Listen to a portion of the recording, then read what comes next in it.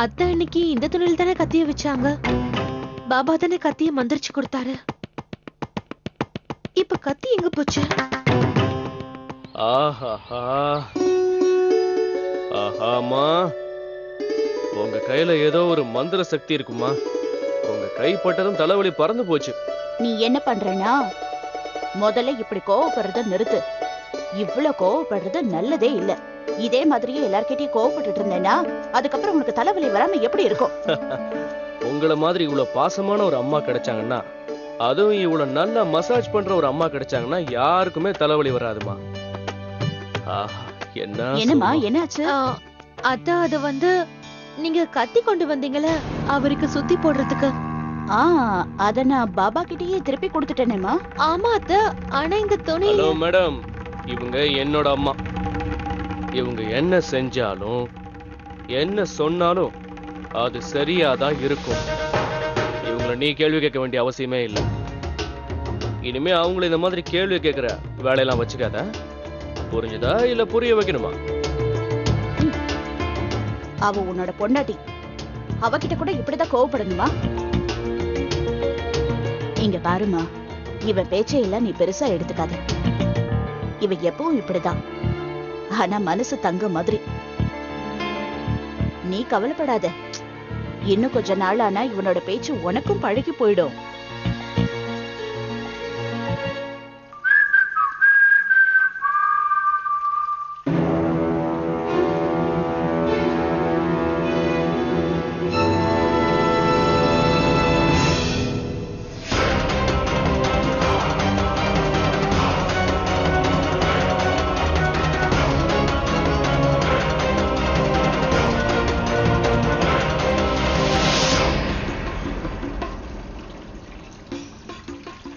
முதல்ல சாப்பாட்டுல விஷம் வைக்க பாத்தீங்க, அது முடியாம போனதும் நேத்து ராத்திரி எங்க ரூமுக்கு வந்து எங்களை கொலை பண்ண பாத்தீங்கல்ல. ஏன் இதெல்லாம் பண்றீங்க? உங்களுக்கு என்ன வேணும்? யாரோ பகல் கனவு காண்றாங்க போல இருக்கு. நான் கனவு கண்டு உளரல, நான் சொல்றது எல்லாமே உண்மை. உனக்கு வேற வேலையே இல்லையா ஆர்த்தி? எப்ப பார்த்தாலும் நீ அத்தை மேல பழி போட்டுக்கிட்டே இருக்க, அதுவும் ஒரு காரணமும் இல்லாம. இல்ல ரிஷிதா, இந்த தடவை என்கிட்ட ஆதாரம் இருக்கு.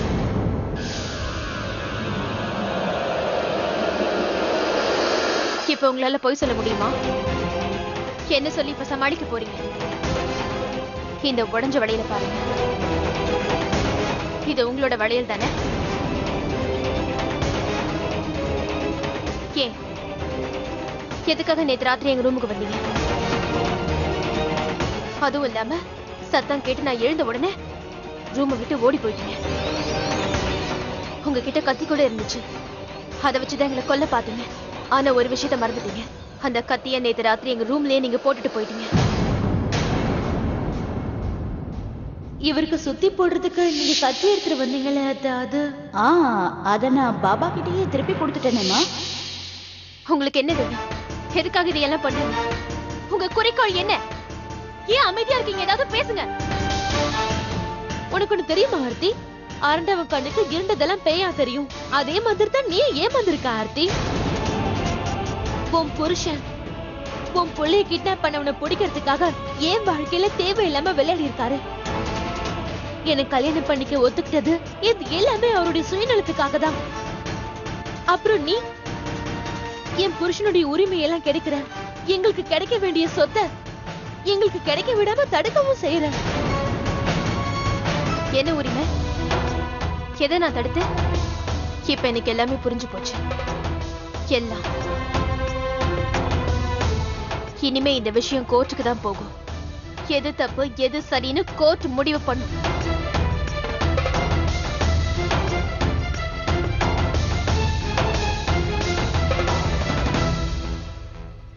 இந்த கிளாஸ்ல நீங்க தண்ணி குடிச்சீங்கல்ல, அப்போ இதுல உங்க ஃபிங்கர் பிரிண்ட்ஸ் இருக்கும். அந்த கத்தியிலயும் உங்க ஃபிங்கர் பிரிண்ட்ஸ் இருக்கு. நான் இந்த ஃபிங்கர் பிரிண்ட்ஸை மேட்ச் பண்ணி பார்ப்பேன்.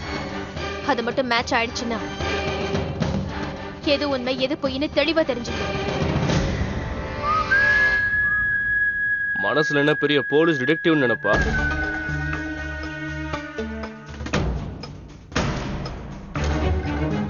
என் அம்மாவே நீங்க ஜெயிலுக்கு அனுப்புவீங்களா?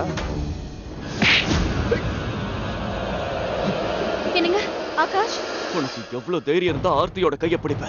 தேவையில்லாம என் அம்மா மேலேயே சந்தேகப்படுறதுக்கு உன் பொண்டாட்டிக்கு எவ்வளவு தைரியம் இருக்கு? என்னங்க ஆகாஷ், ஆகாஷ், என்னடா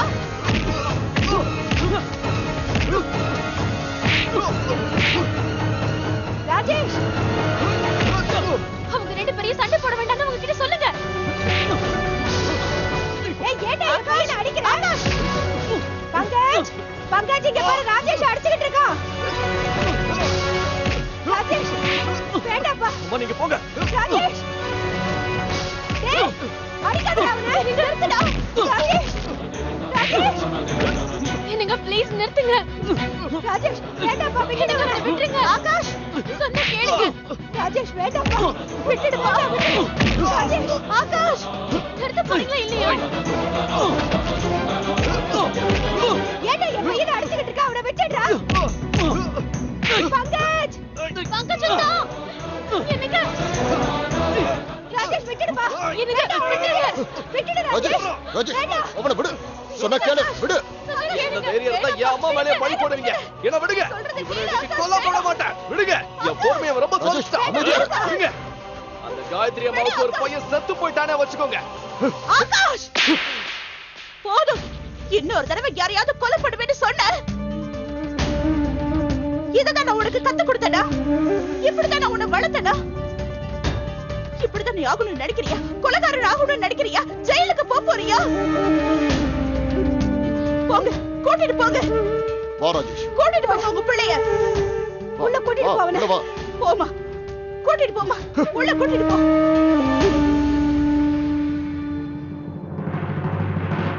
எதை நிரூபிக்க இப்படி எல்லாம் செய்றீங்க? நீங்க ரொம்ப நல்லவங்கன்னு நிரூபிக்கலான்னு இப்படி எல்லாம் செய்றீங்களா? எல்லாரும் முன்னாடியும் உங்க பையனை அடிக்கிற மாதிரி அடிச்சு நீங்க ரொம்ப நல்லவங்கன்னு எங்களுக்கு நிரூபிக்க பாக்குறீங்களா? அப்படியெல்லாம் நிரூபிக்கவே முடியாது. ஏன்னா நீங்க ஒரு நல்ல அம்மாவா இருந்தீங்கன்னா இன்னொரு அம்மாவோட பையனை அப்படி கொல்லணும்னு நினைக்க மாட்டீங்க. உங்களோட நாடகத்தை நான் நம்ப மாட்டேன். அது மட்டும் இல்லாம உங்க லட்சியத்தை என்னைக்கும் நான் அடைய விட மாட்டேன். ஒரு விஷயம், இந்த கிளாஸ்ல இருக்கிற ஃபிங்கர் பிரிண்ட்ஸும் அந்த கத்தியில இருக்கிற ஃபிங்கர் பிரிண்ட்ஸும் மேட்ச் ஆச்சுன்னா உங்களோட எண்ணம் எனக்கு தெளிவா தெரிஞ்சிடும். நீங்க எதுக்காக இந்த வீட்டுக்கு வந்திருக்கீங்க, என்ன செய்ய போறீங்க, அப்புறம் நீங்க ஜெயிலுக்கு போறத யாராலையும் தடுக்க முடியாது. உங்க பையனால கூட தடுக்க முடியாது.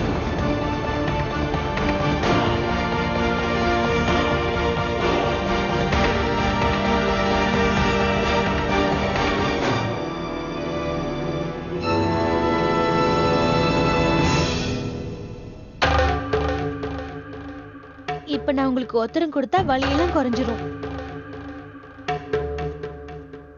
அதெல்லாம் ஒண்ணும் தேவையில்லை. என்னங்க, நான் தான் சொல்றேன்ல, உத்தரம் கொடுத்தா வலி குறைஞ்சிரும். நான் தான் எனக்கு இதெல்லாம் தேவையில்லைன்னு சொல்லிக்கிட்டு இருக்கேன்ல. இந்த விஷயத்தை பொறுத்த வரைக்கும் நான் உங்க பேச்ச கேட்க மாட்டேன். எவ்வளவு அடிபட்டு இருக்கு பாருங்க. ஆனா நீங்க என்னன்னா, நீ ஒண்ணு உண்மையிலேயே என் பொண்டாட்டி கிடையாது. போ.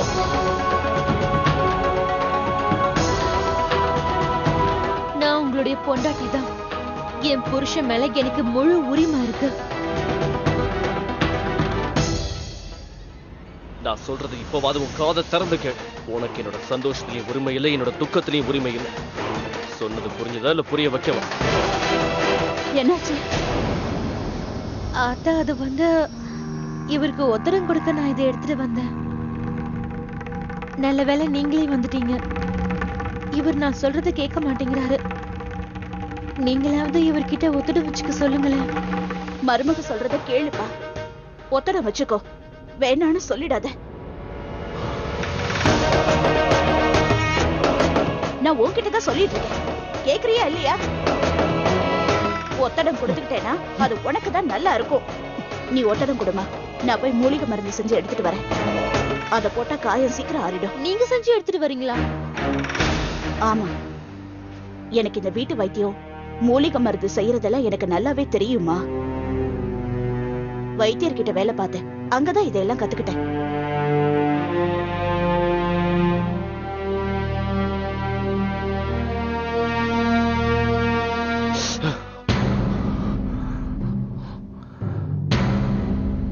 அத்தை மேல ஏன் கோவப்படுறீங்க? உங்க நல்லதுக்காக தான் அவங்க சொல்றாங்க.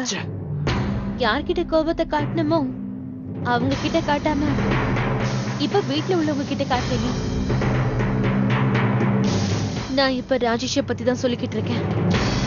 ராஜேஷ பார்த்து பயப்படுறீங்களா? ஏய், ஏதோ பணக்கார வீட்டுல பிறந்துட்டேங்கிறதுக்காக உன் வாய்க்கு வந்தபடிலாம் கண்டபடி வளரிட்டு இருக்காத. எனக்கு யார பார்த்து பயம் இல்ல, புரியுதா? அப்படின்னா போங்க, போய் அந்த ராஜேஷ பழிக்கு பழி வாங்குங்க.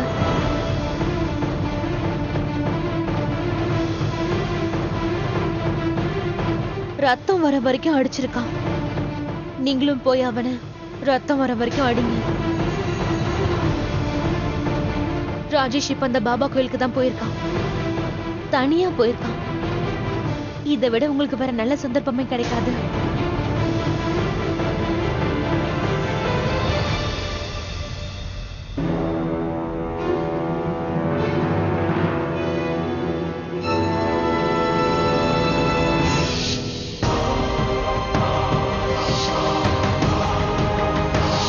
I'm sorry. என்னால உங்களை கல்யாணம் பண்ணிக்க முடியாது. நான் பெரிய தப்பு பண்ணிட்டேன்.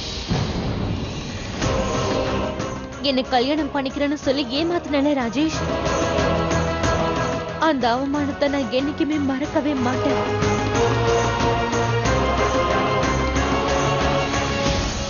ஆகாஷ் எங்க? என் பையன் எங்க போனாமா? உங்களை அவமானப்படுத்தினவரை பழி வாங்க போயிருக்காரு.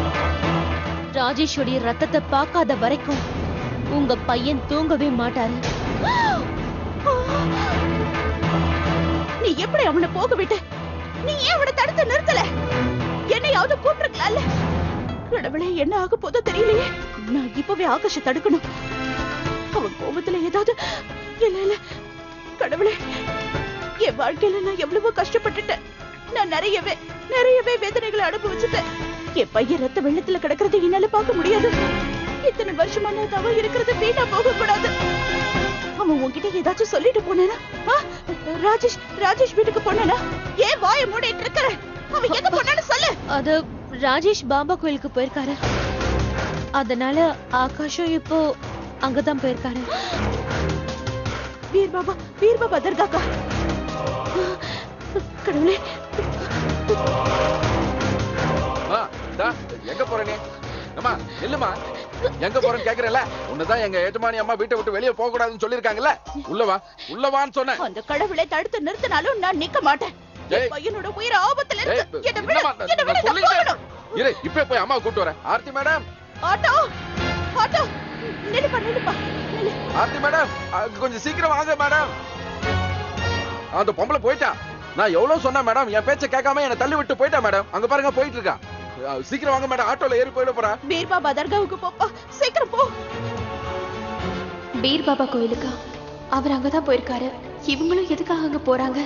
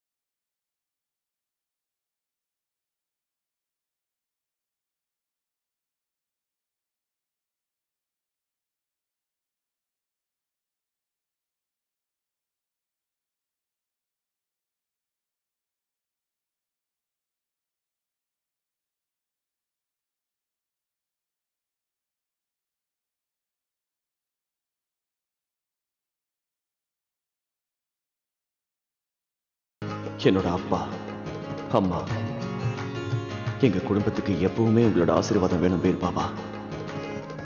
எல்லாரோட சந்தோஷத்துக்காகவும் நிம்மதிக்காகவும் தான் நான் இப்ப உங்ககிட்ட வேண்டிக்கிட்டு இருக்கேன்.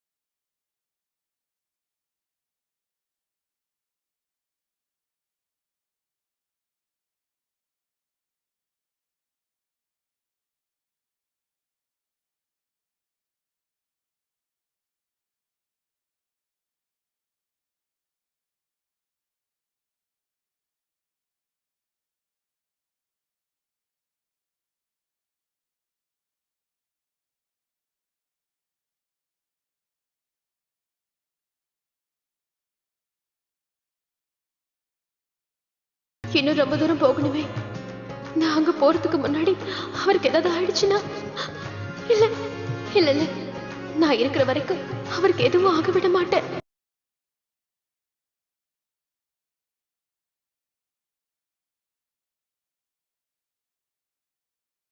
இந்த கயிறை கட்டிக்க கண்டிப்பா கடவுள் உன் ஆசையை நிறைவேற்று.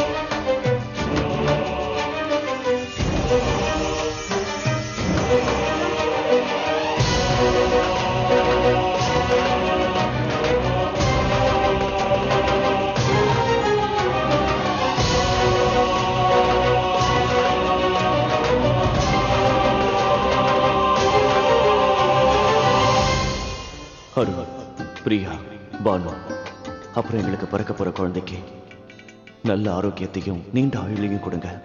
எனக்கு தெரியும் இங்க வரவங்களை நீங்க வெறுங்கையோட அனுப்ப மாட்டீங்க. அவங்களோட வேண்டுதலை கண்டிப்பா நீங்க நிறைவேற்றுவீங்க.